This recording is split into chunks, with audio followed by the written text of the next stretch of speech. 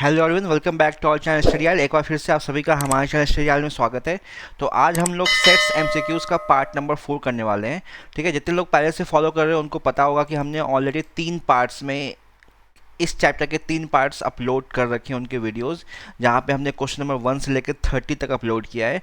तो अगर आपको क्वेश्चन नंबर 1 से लेकर 30 तक MCQs problem R D Sharma में प्रॉब्लम है, कहीं पे कोई डाउट है, तो please first second third part को रेफर करो। आज हम लोग कंटिन्यू करेंगे क्वेश्चन नंबर 31 से। ठीक है, तो इस चैप्टर्स का 3 पार्ट ऑलरेडी अपलोडेड है। ठीक है, ये इसका 4th पार्ट है। अगर आप चैनल पे पहली बार आए हो, आपको आइडिया नहीं है, तो हम लोग जो वीडियो यहाँ पे अपलोड कर रहे हैं वो पार्ट बाय पार्ट अपलोड कर रहे हैं, क्योंकि एक साथ सारा क्वेश्चन सॉल्व करना पॉसिबल नहीं होता है, क्योंकि हम लोग मैथ्स कर रहे हैं। ऑल्दो 40-45 क्वेश्चन हर एक एक्सरसाइज में रहता है आर डी शर्मा में, तो सबका सॉल्यूशन एक साथ करना पॉसिबल नहीं होता है। तो आपको पार्ट्स वाइज मिल जाएगा, आपको सब कुछ डिटेल डिस्क्रिप्शन बॉक्स में मिल जाएगा कि कौन सा क्वेश्चन इस वीडियो में किया गया है। तो अगर आपको उस क्वेश्चन में डाउट है तो वीडियो को आगे बढ़ा के देख लो, डाउट्स अपने क्लियर कर लो। और नहीं तो अगर आप प्रैक्टिस के पर्पज़ से आए हो तो प्रैक्टिस के पर्पज़ से आए तो पूरा वीडियो देखो आराम से और साथ ही साथ प्रैक्टिस करते जाओ। ठीक है, अगेन मैं बार बार बोलता हूँ, इस एमसीक्यूज वाले सेक्शन को अगर आप देखते हो तो मेक श्योर आपने एनसीईआरटी लगा रखा है, आपका बेसिक क्लियर है, आपको फॉर्मूलेस पता है, आपको थ्योरीज पता है इस चैप्टर के, उसके बाद ही देखना, नहीं तो समझ में नहीं आएगा। क्योंकि यहाँ पे मैं टॉपिक एक्सप्लेन नहीं कर रहा हूँ, यहाँ पे क्वेश्चन है, क्वेश्चन का सोल्यूशन प्रोवाइड कर रहा हूँ कि कैसे कर सकते हैं। और जो मैं सोल्यूशन प्रोवाइड कर रहा हूँ एक वही मेथड है, ज़रूरी नहीं है। ठीक है, और जब मैं सॉल्व करता हूँ कभी कभी गलतियाँ भी हो जाती हैं। ठीक है, 9-10 का भी मैंने बहुत सारा वीडियो अपलोड किया जहाँ पे गलतियाँ हुई है। ऐसी बात नहीं मुझसे गलतियाँ नहीं होती, गलतियाँ हो जाती हैं, लेकिन कैलकुलेशन मिस्टेक वगैरह पे ध्यान मत दिया करो। बहुत बार ऑप्शन गलत होता है, बहुत बार क्वेश्चन भी गलत होता है, जहाँ पे टाइम वेस्ट होता है, तो उन सब की वजह से सब कुछ हो सकता है। तो अगर किसी क्वेश्चन में फिर भी आप फंसते हो तो प्लीज़ उस पर टाइम वेस्ट मत करना, आगे बढ़ना, एक क्वेश्चन की वजह से अपना टाइम वेस्ट मत करना। ओके, चलो, तो ये 4th पार्ट है। आज हम लोग क्वेश्चन नंबर 31 से स्टार्ट करेंगे और ट्राई करेंगे आज इस लेक्चर को कंप्लीट करने का। 41 क्वेश्चन तक है, 10-11 क्वेश्चन रह गया, थोड़ा स्पीड में करेंगे। जो क्वेश्चन हम पहले कर चुके हैं उस फॉर्मेट के क्वेश्चन को मैं थोड़ा स्पीड में निकालूंगा। तो अगर आपको समझ में नहीं आता है तो फर्स्ट 3 पार्ट को पहले देखो, उसके बाद 4th पार्ट को देखना। ओके, चलो, तो बहुत सारी बातें हो गई, अब करते हैं क्वेश्चन। तो आते हैं क्वेश्चन नंबर 31 पे। ठीक है, तो क्वेश्चन नंबर 31 हमारा क्या कह रहा है यहाँ पे। 31, देखो 31 को करने का 2 अप्रोच है। एक तो आप सीधा वैल्यू रख के देख सकते हो। ठीक है, वैल्यू रख के देख सकते हो। यहाँ पे x एक सेट है हमारे पास जो कि 8 की पावर n -7n-1 है, और n बिलोंग करता है नेचुरल नंबर को। और एक y सेट है जो कि है 49n-49, और यहाँ पे भी n बिलोंग करता है नेचुरल नंबर को। तो अगर y सेट की बात करें, अगर 49 कॉमन लेते हो तो ये आ जाएगा n-1। तो अगर n को 1 रखते हो तो ये 0 हो जाएगा, अगर n को 2 रखते हो तो 49 इंटू 1 हो जाएगा, n को 3 रखते हो तो 49 इंटू 2 आ जाएगा। मतलब ये जो y सेट है, अगर एमसीक्यूज के हिसाब से बात करें तो ये मल्टीपल ऑफ क्या है, मल्टीपल ऑफ 49 है। ये मल्टीपल ऑफ 49 है, 49 के सारे मल्टीपल यहाँ पे आ जाएंगे। और अगर x सेट की बात करते हैं, यहाँ पे अगर n को हम 1 पुट करते हैं, अगर n को 1 पुट करोगे तो ये 8 -7 -1 तो 0 हो जाएगा। अगर हमने n को 1 पुट किया तो ये वैल्यू 0 आ रही है। अगर हमने n को 2 पुट किया तो 64, 8 की पावर 2, 64 -7 14 -1 तो 64 -15, ये आपका 49 आ जाएगा। तो अगर हमने n को 2 पुट किया तो ये 49 आ गया।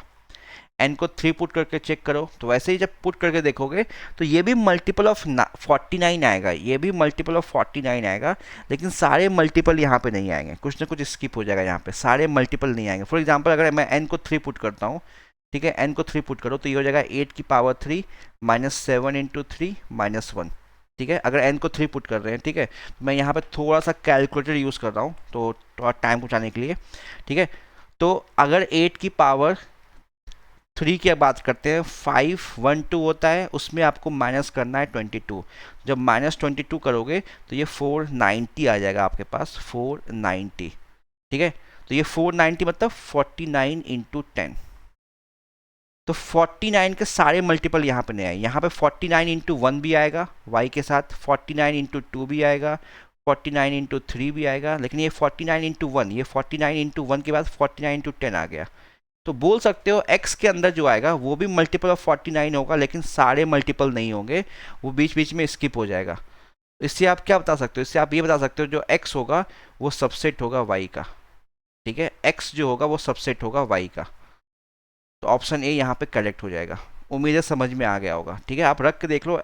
अगर एमसीक्यूज कर रहे हो तो एमसीक्यूज तो आप रख, ऑप्शन सिर्फ आपको देखना है और आंसर करना है। तो n की वैल्यू 1 2 3 4 रख के देख लो दोनों सेट में और देखो वैल्यू क्या आ रही है। तो आपको दिखेगा y एक बड़ा सेट है 49 का कंपेयर टू x, x 49 का छोटा सेट है कंपेयर टू y। दोनों 49 के सेट बनेंगे, 49 के मल्टीपल बनेंगे, लेकिन y में नंबर ऑफ एलिमेंट ज़्यादा होंगे। y में नंबर ऑफ मल्टीपल 49 के सारे मल्टीपल्स आ जाएंगे, लेकिन x में 49 के सारे मल्टीपल नहीं आएंगे, वो आपको दिख रहा है। ठीक है, एक अप्रोच ये है। एक दूसरा अप्रोच भी है, लेकिन वो अगर आपने बायनोमियल एक्सपेंशन नहीं किया है तो वो थोड़ा सा डिफिकल्ट होगा। देखो y तो दिख गया आपको, y मल्टीपल ऑफ 49 है, 49 इंटू एन माइनस वन, तो ये 49 का मल्टीपल है। इसी प्रकार इसी टाइप से आप x को भी 31 की बात कर रहे हैं, x को भी आप एक्सपेंड कर सकते हैं। 8 की पावर n है ना, -7n-1, तो 8 की पावर n को आप लिख सकते हो ना 1 + 7 की पावर n -7n-1। तो अब यहाँ पे बाइनोमियल एक्सपेंशन लगा सकते हो, 1 + a की पावर n का बाइनोमियल एक्सपेंशन। अब बाइनोमियल एक्सपेंशन लगाओगे उसके अकॉर्डिंग जो फॉर्मूला होता है वही होता है nc0, ठीक है, 1 की पावर n, फिर nc1 1 की पावर n-1 और a की पावर आ जाएगा यहाँ पे 1। ठीक है, यहाँ पे आ जाएगा x 1 की पावर n-1 और a की पावर 1।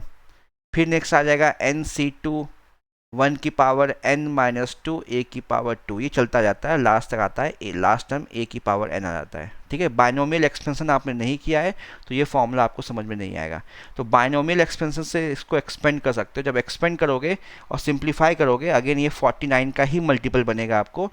ठीक है, लेकिन 49 बाहर कॉमन आ जाएगा और समथिंग अंदर आ जाएगा, लेकिन अगेन यहाँ 49 के सारे मल्टीपल नहीं आएंगे। जब n पुट करोगे कुछ ना कुछ टर्म्स बीच में स्किप हो जाएगा, n1 आएगा, फिर n9 आ जाएगा या n10 आ जाएगा, ऐसा कुछ दिखेगा आपको।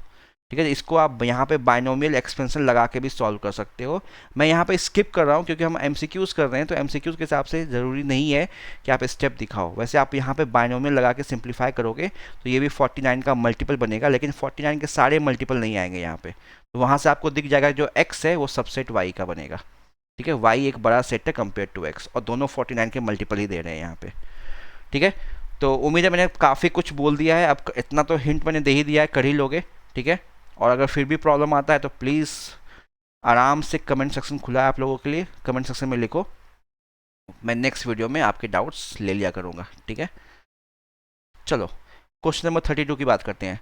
तो यहाँ पर 32 क्या है हमारे पास, 32 में ये बोल रहा है a survey shows that 63% of the, देखो ये सारे एग्जाम्पलर के क्वेश्चन है।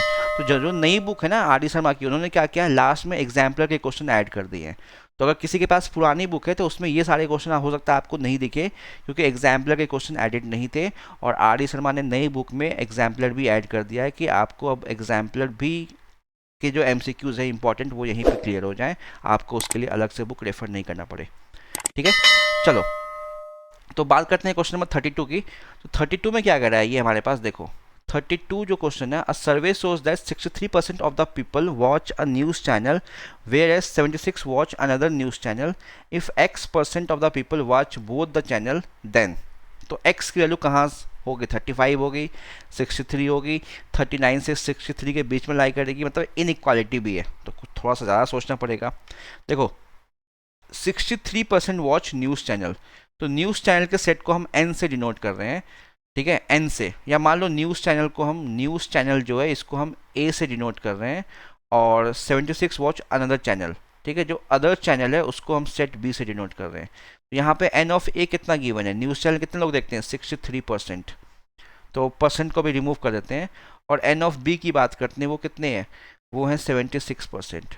x% of the people watch both the channel, x% दोनों देखते हैं, मतलब n of a intersection b जो है ये x% यहाँ पे है। तो यहाँ पे क्वेश्चन है x की वैल्यू क्या होगी। अब देखो यहाँ पे अगर हम बात करते हैं n of a union b की, n of a union b की, ठीक है, तो ये क्या होगा, n of a plus n of b minus N of A intersection B. और N of A union B क्या हो सकता है? मैक्सिमम यही हो सकता है कि सारे लोग देख रहे हो कुछ ना कुछ। मैक्सिमम पॉसिबिलिटी क्या है? 100। ठीक है, उससे ज़्यादा पॉसिबिलिटी होगी नहीं ना। अगर हम इसकी बात करें तो मैक्सिमम पॉसिबिलिटी क्या होगी कि सारे के सारे लोग कुछ ना कुछ देख रहे होंगे, या तो न्यूज़ चैनल या कोई और चैनल। तो मैक्सिमम पॉसिबिलिटी 100 है, या 100 से कम हो सकता है कि कुछ लोग कुछ देख ही ना रहे हो। ठीक है, ऐसे भी लोग हो सकते हैं। मतलब अगर इसको मैं वेन डायग्राम से दिखाऊं तो मतलब हो सकता है कुछ लोग यहाँ लाइक कर रहे हो, कुछ लोग यहाँ लाइक कर रहे हो, कुछ लोग दोनों देख रहे हैं। और ऐसे भी तो लोग हो सकते हैं जो कुछ नहीं देख रहे हैं, वो यहाँ लाइक कर रहे हो। ठीक है, ऐसे भी हो सकता है। या मैक्सिमम पॉसिबिलिटी है कि सब लोग कुछ ना कुछ देख रहे हो, सब लोग कुछ ना कुछ देख रहे हो। तो अगर सब लोग कुछ ना कुछ देखेंगे तो मैक्सिमम पॉसिबिलिटी किसकी है? 100 की है। तो मतलब N of A union B जो है वो 100, मतलब ये जो वैल्यू है मैक्सिमम 100 जा सकती है या 100 से कम रहेगी। मतलब 100% या ये 100 से कम रहेगी ये value, N of A plus N of B minus N of A intersection B. ठीक है, तो अब अगर एन ऑफ ए रखते हैं यहाँ पे, ये कितना आएगा? 76। N of B, sorry N of A 63 था, तो 63 यहाँ पे पुट करो। ठीक है, थोड़ा सा क्वेश्चन इतना सिंपल नहीं है। तो 63 प्लस 76 माइनस एक्स। ठीक है, एक्स को यहाँ ले जाओ और 100 को यहाँ ले आओ, तो एक्स की वैल्यू ग्रेटर देन कितनी आ जाएगी? 63 प्लस 76 39, 139 माइनस 100। तो एक्स की वैल्यू 39 या 39 से बड़ी हो सकती है। ये समझ में आ गया। अब ये तो ऑप्शन कोई मैच नहीं कर रहा। अगर देखने जाओ तो अगर मैक्सिमम बच्चे इस पर टिक लगा देंगे, क्योंकि ये मिलता जुलता लग रहा है कि x की value greater than equal to 39, लेकिन यहाँ पे लेस देन इक्वल टू 63 भी है। तो लेस देन इक्वल टू 63 क्यों है? देखो ये क्या है, ये इंटरसेक्शन पार्ट है। तो इंटरसेक्शन पार्ट मैक्सिमम क्या हो सकता है? ए देखने वाले 63% है, बी देखने वाले कितने हैं? 76% है, मतलब अदर चैनल। तो मैक्सिमम कॉमन पार्ट क्या हो सकता है? पूरा ए बी के अंदर ला कर आओ, मैक्सिमम कॉमन पार्ट यही तो हो सकता है 63%। जो छोटा, मतलब ए इंटरसेक्शन बी कभी करोगे ना, ए इंटरसेक्शन बी, तो ए और बी में जो छोटा एलिमेंट होगा, जो छोटा सेट होगा, वही आंसर आएगा। अगर ए छोटा है तो ए वैल्यू आएगी, अगर बी छोटी है तो बी की वैल्यू आएगी। मैक्सिमम पॉसिबिलिटी बता रहा हूँ, मैक्सिमम। ठीक है, तो मैक्सिमम पॉसिबिलिटी है कि अगर ए पूरा का पूरा बी में कंटेन होता है, ए के सारे एलिमेंट बी में, तो आंसर ए आ जाएगा। ठीक है, तो मैक्सिमम पॉसिबिलिटी है ए आ जाएगा। तो यहाँ पे अगर मैक्सिमम पॉसिबिलिटी देखो कि मैंने ये बोल भी दिया, जो जितने सारे लोग न्यूज़ चैनल देखते हैं वो अदर चैनल भी देखते हैं, तो 63% लोग ऐसे होंगे। मैक्सिमम पॉसिबिलिटी मतलब x की जो मैक्सिमम पॉसिबिलिटी है, मतलब N of A intersection B जो है, इसकी मैक्सिमम पॉसिबिलिटी है 63%। इससे ज़्यादा कॉमन हो ही नहीं सकते हैं। ठीक है, ए इंटरसेक्शन बी इससे ज़्यादा कॉमन हो ही नहीं सकता, क्योंकि ए में 63% ही तो है। अब 63 के 63 कॉमन हो सकते हैं, उससे ऊपर थोड़ी ना जाएगा। तो N of A intersection B मतलब x, तो x की value less than equal to 63। तो यहाँ से और यहाँ से क्या कंक्लूड करोगे कि x की वैल्यू 39 से 63 के बीच में है। तो ऑप्शन सी आपका करेक्ट हो जाएगा। समझ में आ गया होगा उम्मीद है। ठीक है, तो समझाने में टाइम लगता है। ठीक है, अगर समझ में आ गया तो प्लीज़ वीडियो को लाइक और शेयर करना, और अगर चैनल को सब्सक्राइब नहीं किया तो प्लीज़ करो, सपोर्ट करो। ठीक है, बेल आइकन दबाना मत भूलना, जिससे जो भी वीडियो अपलोड हो उसका नोटिफिकेशन आप तक पहुंच जाए। मैं सारे चैप्टर्स का यहाँ पे सॉल्यूशन अपलोड करूँगा। टाइम लगेगा क्योंकि सॉल्व करने में टाइम लगता है, क्वेश्चन एक एक क्वेश्चन सॉल्व करना है तो टाइम लगता है थोड़ा। चलो क्वेश्चन नंबर 33। अब ये क्वेश्चन देखो, अब ये थोड़ा सा अलग क्वेश्चन है। अभी जो मैं समझा रहा हूँ बस समझ लेना, जब आप लोग पढ़ोगे कोनिक सेक्शन समझ में आ जाएगा। A and B are defined as A. देखो वैल्यू रख के चेक करोगे बहुत टाइम लगेगा, मैं ग्राफ से क्वेश्चन बता रहा हूँ, वैल्यू रख के भी चेक कर सकते हो। तो x यहाँ पे a जो सेट है a, वो क्या है? y is equal to 1/x। जब इसको मल्टीप्लाई करोगे ये आ जाएगा X Y is equal to 1। ये एक इक्वेशन बन गई, X Y is equal to 1। Again किसी न किसी कर्व को डिनोट करेगा, तो ये जो कर्व डिनोट करता है वो होता है रेक्टेंगुलर। ठीक है, आगे पढ़ोगे जाके रेक्टेंगुलर हाइपरबोला, हाइपरबोला को रिप्रेजेंट करता है। और दूसरा क्या है, दूसरा है y is equal to minus X. B set की अगर बात करें इसमें y is equal to minus X है, तो y is equal to minus X को रिप्रेजेंट करता है एक स्ट्रेट लाइन को। हमसे क्या पूछा गया है, इनका कॉमन पार्ट। अगर ऑप्शन देखो तो sets A and be defined है, ए गिवन है, बी गिवन है, देन क्या होगा, ए इंटरसेक्शन बी ए होगा, ए इंटरसेक्शन बी बी होगा, ए इंटरसेक्शन बी फाई होगा, या ए यूनियन बी ए होगा। इनमें से क्या होगा। देखो अगर अब रेक्टेंगुलर हाइपरबोला की अगर बात करते हो, रेक्टेंगुलर हाइपरबोला की बात करते हो तो वो कुछ ऐसा बनता है।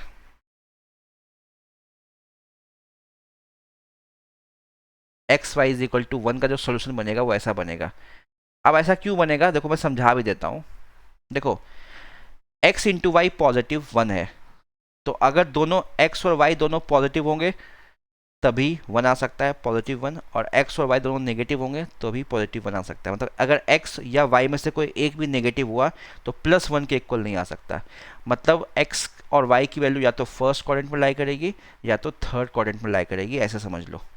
ठीक है, ग्राफ अगर नहीं भी आता है तो कोई बात नहीं, x इंटू वाई 1 का मतलब ये हो गया कि x और y दोनों को सेम टाइम पे या तो पॉजिटिव होना पड़ेगा मतलब फर्स्ट क्वाड्रेंट, या दोनों को सेम टाइम पे नेगेटिव होना पड़ेगा मतलब थर्ड क्वाड्रेंट, तभी दो टर्म का प्रोडक्ट एक पॉजिटिव नंबर आएगा। ये समझ में आ गया, यानी कि पॉइंट या तो फर्स्ट क्वाड्रेंट में लाई करेगी या तो थर्ड क्वाड्रेंट में। अब y is equal to minus X की लाइन ये होती है। अब या तो ये ओरिजिन से पास करेगी या तो पॉइंट कहाँ लाई करेगा, फोर्थ क्वाड्रेंट में या तो सेकेंड क्वाड्रेंट में। तो कुछ कॉमन आएगा इनमें, कुछ भी कॉमन नहीं आएगा। ठीक है, क्योंकि x इंटू वाई 0 हो नहीं सकता, 1 के इक्वल है, तो कभी इस पॉइंट को टच करेगा नहीं। तो अगर यहाँ पे सेट ए और सेट बी के पॉइंट्स का कॉमन इंटरसेक्शन निकालोगे कुछ भी कॉमन नहीं आएगा, मतलब ए इंटरसेक्शन बी 5 हो जाएगा, ए इंटरसेक्शन बी 5 हो जाएगा। ये तुम्हारा y is equal to minus X का लाइन है, चाहो तो y और x की वैल्यू प्लॉट करके देख सकते हो। तो x into Y is equal to 1 की जो पॉइंट से आ रही है वो फर्स्ट एंड थर्ड क्वाड्रेंट से आ रही है, और y is equal to minus X की पॉइंट सेकंड और फोर्थ क्वाड्रेंट से आ रही है, कुछ कॉमन ही नहीं आएगा, तो a इंटरसेक्शन बी 5 हो जाएगा। क्लियर है। क्वेश्चन नंबर 34 देखो, 34 जो टाइप का क्वेश्चन है हम पहले भी कर चुके हैं। ठीक है, अगर लास्ट वीडियो देखोगे पार्ट 3 इस चैप्टर का, तो उसमें हमने सेम टाइप का क्वेश्चन किया था एग्जैक्टली। बस वो एग्जाम्पलर्स नहीं था, वहाँ पे वैल्यू थोड़ी अलग थी, यहाँ पे वैल्यू थोड़ी अलग है, बस डिफरेंस ये है। ठीक है, तो अगेन मैं थोड़ा सा स्पीड में समझाऊंगा, अगर समझ में नहीं आता है तो थर्ड पार्ट देखना। थर्ड पार्ट में हमने से क्वेश्चन नंबर 26 जो है वो एग्जैक्टली सेम है, बस वैल्यूज़ अलग है। ठीक है, तो वहाँ समझ में आ जाएगा, वहाँ पर मैंने काफ़ी डिटेल में समझाया था। तो फिर भी मैं समझा रहा हूँ 34 देखो।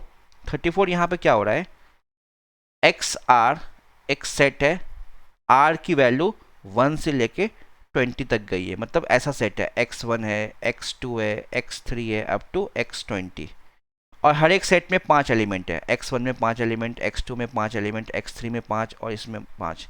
तो टोटल यहाँ पे कितने एलिमेंट हो गए x वाले सेट में, टोटल हो गए 100। ठीक है, मैं थोड़ा स्पीड में समझाऊंगा अब।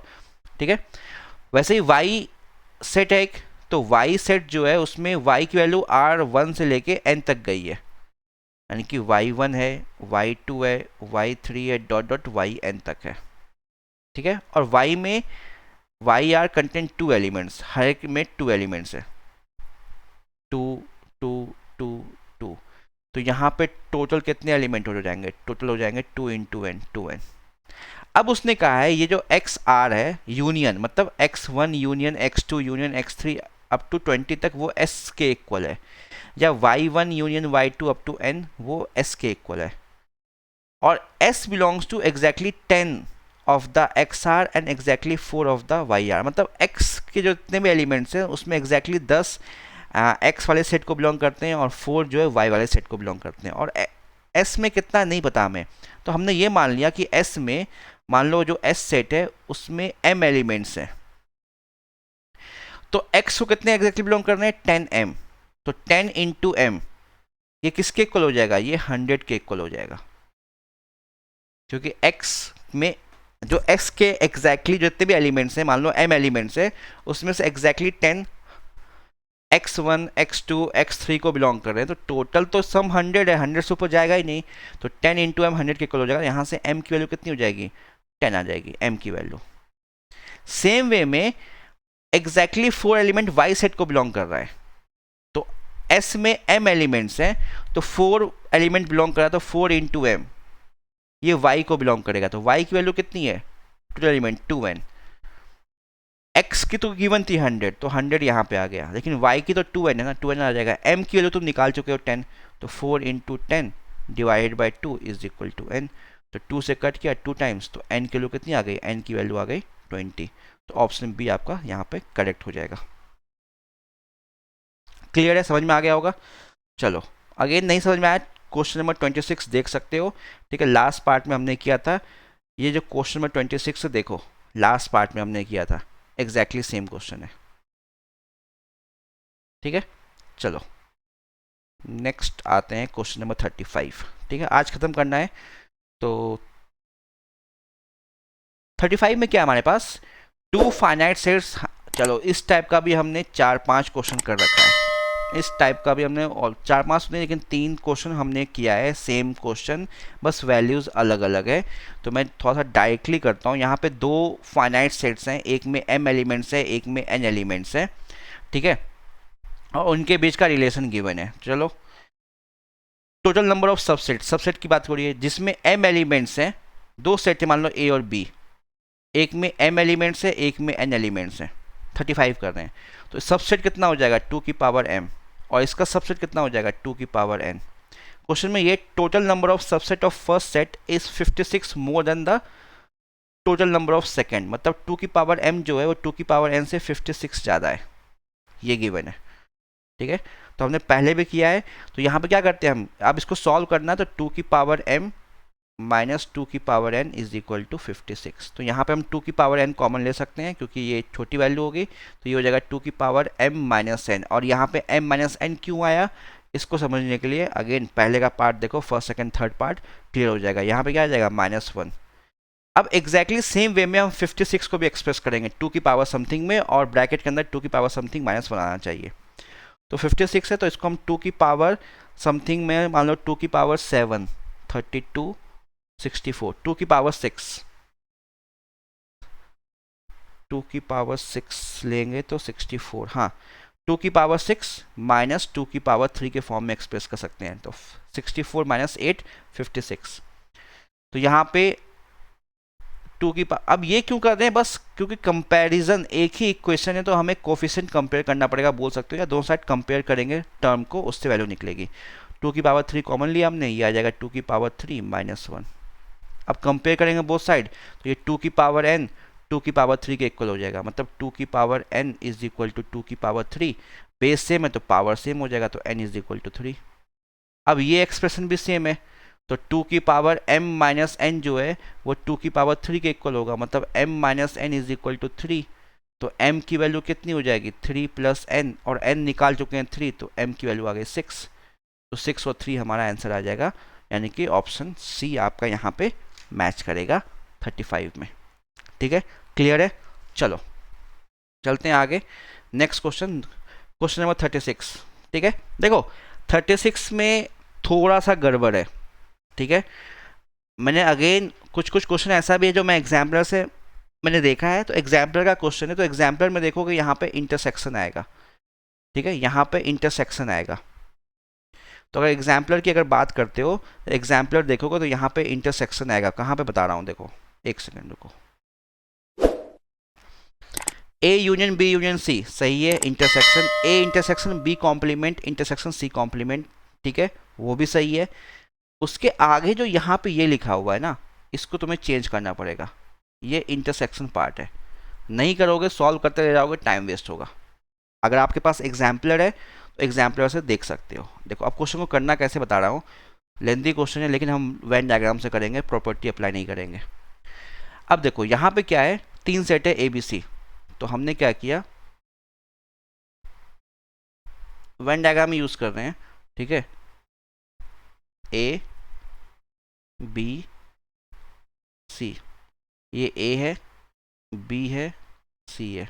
हमने मान लिया ये जो इसको ए मानते हो इसको 1 मान लिया, ये सेकंड पार्ट है, ये पार्ट है, नंबर नहीं पार्ट है, थर्ड है, ये फोर्थ है, ये फिफ्थ, ये सिक्स्थ और ये सेवन्थ, और ये बाहर वाला पार्ट 8 है। ठीक है, बाहर वाला पार्ट 8 है। अब देखो यहाँ पे A union B union C पहले निकाल लो, तो A union B union C कौन सा पार्ट होगा? 1+2+3, यही तो होगा। देखो शेड मैं इसलिए नहीं कर रहा हूँ यहाँ पे, अगर मैं इसको कलर करने बैठूंगा ना तो समझ में नहीं आएगा, बहुत खिचड़ी बन जाएगा यहाँ पे, इसलिए नहीं कर रहा हूँ। तो यही पार्ट तो होगा इन सबको, जब one first part second part, जो ये वन है मतलब ये part, second third fourth fifth, इनको ऐड करोगे तो ये A union B union C देंगे। थर्ड क्या है? इंटरसेक्शन छोड़ दो अभी, A intersection B complement intersection C complement.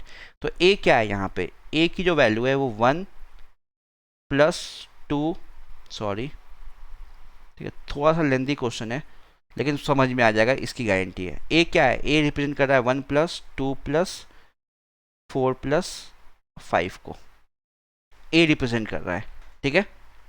ऐसा ही बी कॉम्प्लीमेंट, तो बी कॉम्प्लीमेंट क्या होगा? बी को छोड़ के बाकी सारे पार्ट, तो बी में आ रहे हैं 2 3 4 6, तो 2 3 4 6 को छोड़ के बाकी सब कुछ, मतलब 1+5+7+8, ये 8 भी आएगा बी कॉम्प्लीमेंट में, ठीक है। वैसे सी कॉम्प्लीमेंट, तो सी कॉम्प्लीमेंट क्या हो जाएगा? सी को छोड़ के सब कुछ, तो सी में क्या आ रहा है? 5 4 6 7, इसको छोड़ दो तो क्या बचा? 1+2+3 और 8।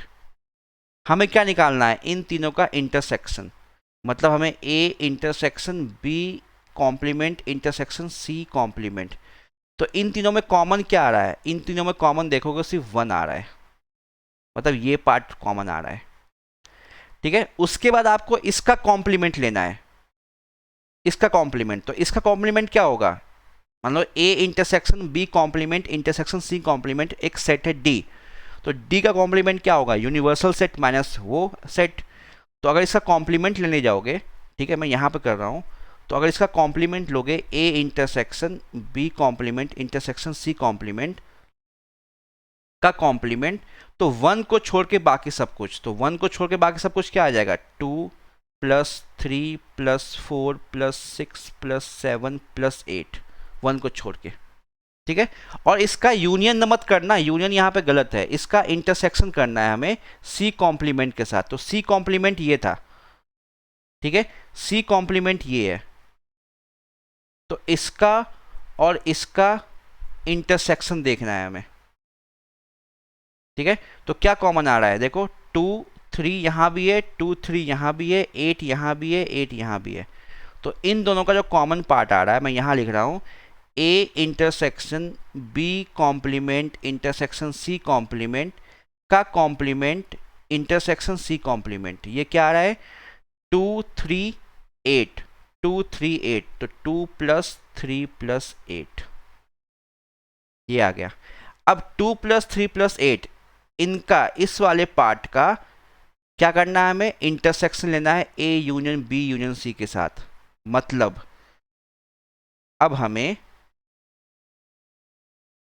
इसका जो मैं रेड से मार्क कर रहा हूं और इसका इंटरसेक्शन लेना है। तो इंटरसेक्शन में क्या आएगा? सिर्फ 2 और 3 तो आएगा। देखो 2 और 3 यहाँ पे भी है और 2 और 3 यहाँ पे भी है, तो मतलब ये 2 और 3 पार्ट को रिप्रेजेंट कर रहा है। ऊपर वाला जो गिवन है ये 2 और 3 को रिप्रेजेंट कर रहा है, मतलब ये वाला पार्ट, ये पार्ट रिप्रेजेंट कर रहा है। समझ में आ गया? ये था वो, समझ में आ गया होगा। अब आपको ऑप्शन देखना है कौन सा ऑप्शन यहाँ पे मैच करेगा, ठीक है। तो ऑप्शन देखने जाओगे तो फर्स्ट क्या है? बी इंटरसेक्शन सी कॉम्प्लीमेंट, ठीक है। तो यहाँ पे बी क्या था? बी आपके पास है 2+3+4+6 और सी कॉम्प्लीमेंट, तो सी कॉम्प्लीमेंट है 1+2+3+8। तो कॉमन क्या आएगा? 2 और 3 तो आ रहा है कॉमन, देखो 2 3 यहाँ पे भी है और 2 3 यहाँ पे भी है, तो ये ऑप्शन ए आपका सही हो जाएगा। ऑप्शन ए रिप्रेजेंट कर रहा है यहाँ पे इसको, ठीक है। उम्मीद है समझ में आ गया होगा, स्क्रीनशॉट ले लो। अगर समझ में नहीं आया है तो वीडियो को दोबारा देखो, समझ में आ जाएगा, ठीक है। क्योंकि एमसीक्यूज है, तो एमसीक्यूज नहीं भी होता ना तो भी आप एक क्वेश्चन को ऐसे कर सकते हो। टीचर को मार्क्स नहीं काटना चाहिए, कॉम्प्लिकेटेड है तो हम अपने हिसाब से 1 2 3 पार्ट मान सकते हैं। अगर 1 2 3 टीचर मानने में कुछ प्रॉब्लम करते हैं तो ABCD तो मान ही सकते हैं, वहाँ पे 1 2 3 की जगह 1 2 3 लगे, वो नंबर नहीं है कि वहाँ पे एक एलिमेंट दो एलिमेंट नहीं है, उसको बस मैंने रिप्रेजेंट किया कि ये फर्स्ट पार्ट है, ये second part third part represent किया है। अगर आपको लगता है टीचर मार्क्स काटेंगे तो ABCD मान लो, कोई दिक्कत नहीं है। ABCD पे तो मार्क्स नहीं कटेगा ना, इसकी गारंटी है। जब हम वेन डायग्राम से क्वेश्चन सॉल्व करते हैं 3 सेट का, उसमें हम ABCDEFGH मान के सॉल्व करते हैं ना, तो वैसे ही मान के कर लो, 1 2 3 की जगह वो ले लो। मेरा तो मेन मोटिव था समझाना, वो समझ में आ गया होगा। अब आप उसको ABCD ले लो, XYZ ले लो, कुछ भी ले लो, ठीक है। अगर शेड करने बैठोगे तो थोड़ी सी दिक्कत आएगी, क्योंकि बहुत सारा सेट है यहाँ पे, ठीक है। चलो चलते हैं नेक्स्ट क्वेश्चन नंबर 37 पे। 37 हमारे पास है A and B are two sets, then A intersection A union B किसके इक्वल होगा? A intersection A union B, तो अगेन A के इक्वल ही तो होगा, छोटा सेट जो होता है उसी के तो इक्वल होता है, ठीक है। पहले भी मैंने बताया ये बात, जो छोटा सेट होगा उसी के इक्वल होगा। तो वैसे मैं सॉल्व कर दे रहा हूँ 37, देखो 37 की बात करते हैं, ठीक है। ये दो हैं, A यूनियन B का मतलब हो गया ये पूरा,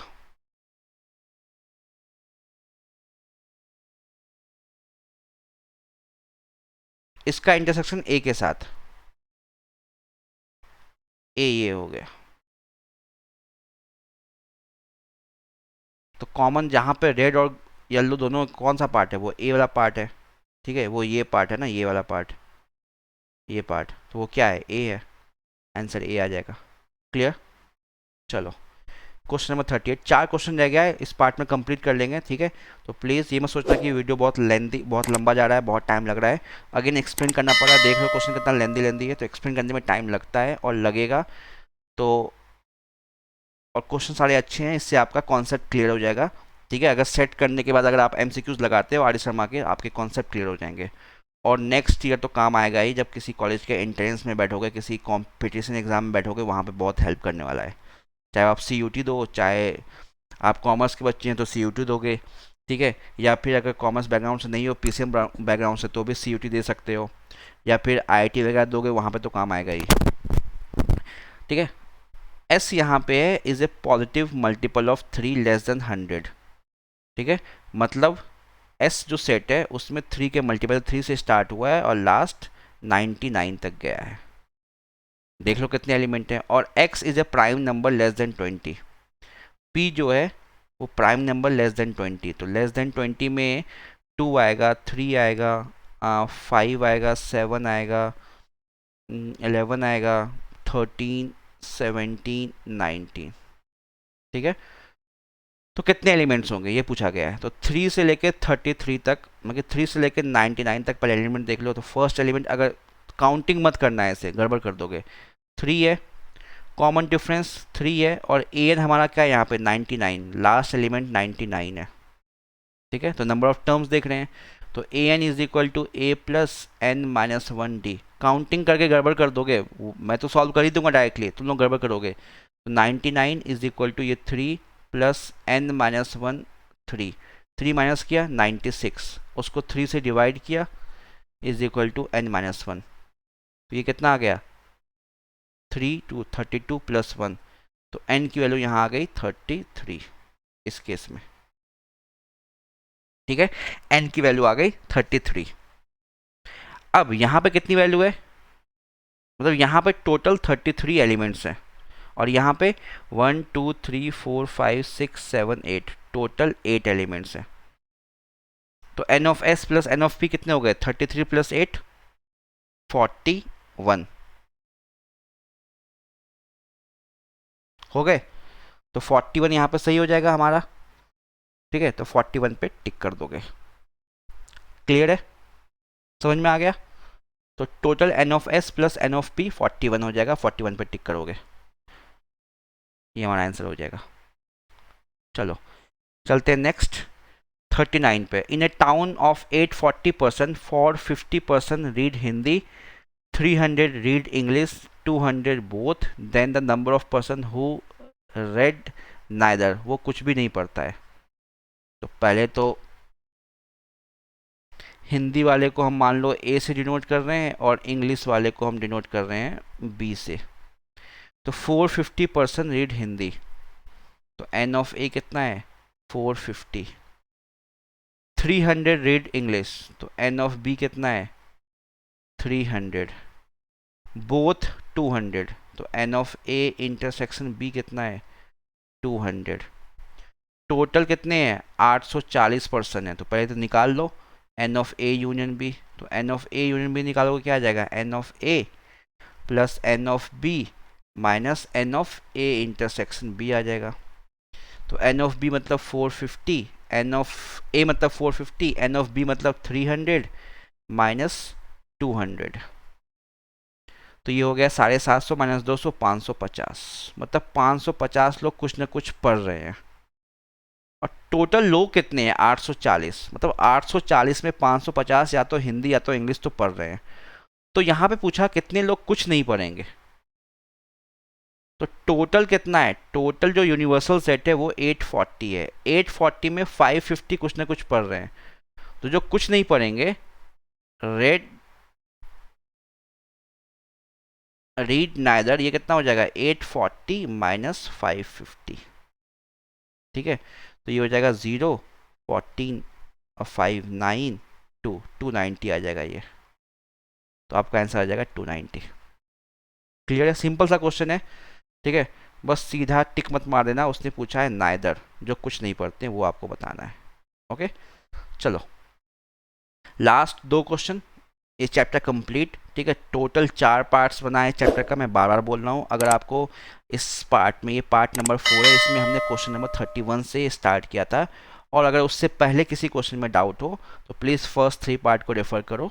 और अगर डाउट नहीं भी है, अगर प्रैक्टिस करना चाह रहे हो एमसीक्यूज, तो इन सारे क्वेश्चन को लगा सकते हो, कॉन्सेप्ट बहुत क्लियर होगा आपका, ठीक है।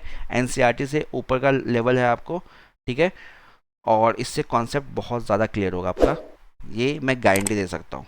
जो आप पढ़ के आओगे एनसीईआरटी और इन क्वेश्चन को लगाओगे ना, तो ऐसा नहीं कि सारा क्वेश्चन इजीली सॉल्व हो जाएगा, ठीक है।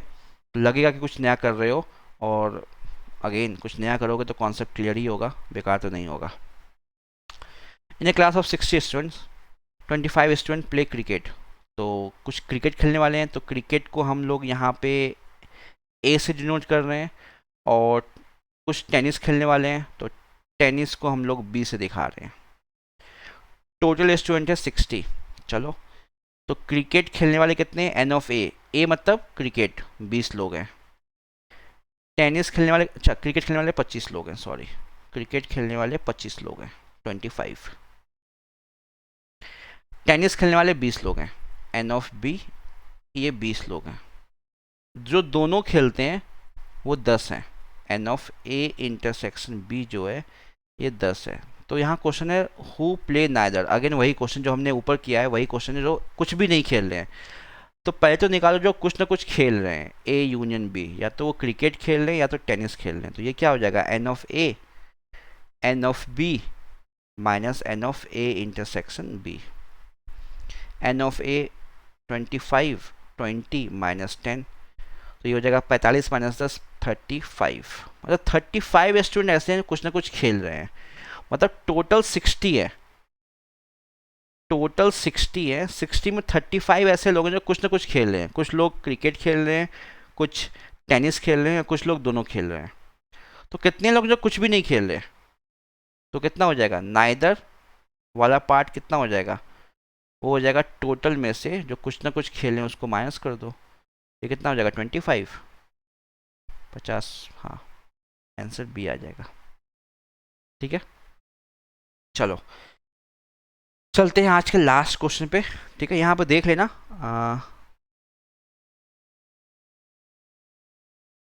25 ही आ रहा है ना, 25 20 45 माइनस 10 35, ठीक है ठीक है। तो 60 में से 35 माइनस किया 25, हाँ सही है। चलो लास्ट है 41, 41 देख रहे हैं, ठीक है। देखो कैलकुलेशन मिस्टेक हो सकता है, तो उसके लिए परेशान मत हुआ करो, कमेंट में लिख दिया करो कि बाकी बच्चे क्रॉस चेक कर लें। चलो 41 लास्ट क्वेश्चन, ठीक है। प्लीज़ वीडियो को लाइक और शेयर करना अगर यूज़फुल लग रहा है, अगर तुम्हारे डाउट्स क्लियर हो रहे हैं तो कर देना, और अगर कुछ नया सीख के जा रहे हो तो प्लीज़ ज़रूर करना, अपने फ्रेंड के साथ शेयर करना, ठीक है।